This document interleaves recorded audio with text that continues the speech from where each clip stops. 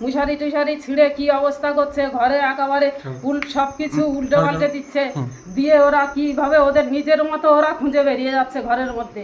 তাই এটা কি মানুষের কি পুলিশের কি আচরণ, এইটা বিবেক হলো এইটা যে মমতা পুলিশ ছেড়ে দিয়েছে ওদেরকে? কিভাবে ছেড়ে দিয়েছে এদের কোনো মানসিকতা নেই। মানুষের বাড়িতে দরজা ভেঙে ঢুকে যাচ্ছে, তালা ভেঙে ঢুকে যাচ্ছে, এটা কোন নীতি? এটা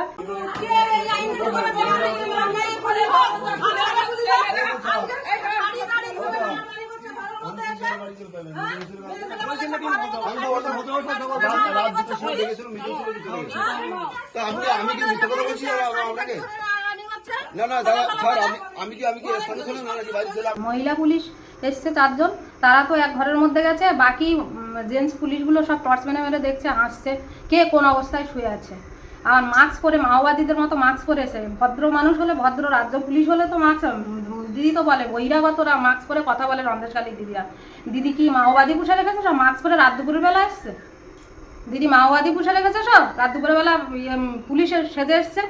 দিদির ভদ্রতা তো এখানেই বোঝা যাচ্ছে। আসলে দিদি তো কালীঘাটে বাস করে, ভদ্রতা কতটা সে তো ওখানেই জায়গার পরিচয়েই বোঝা যায় ওনার ভদ্রতাটা কতটা।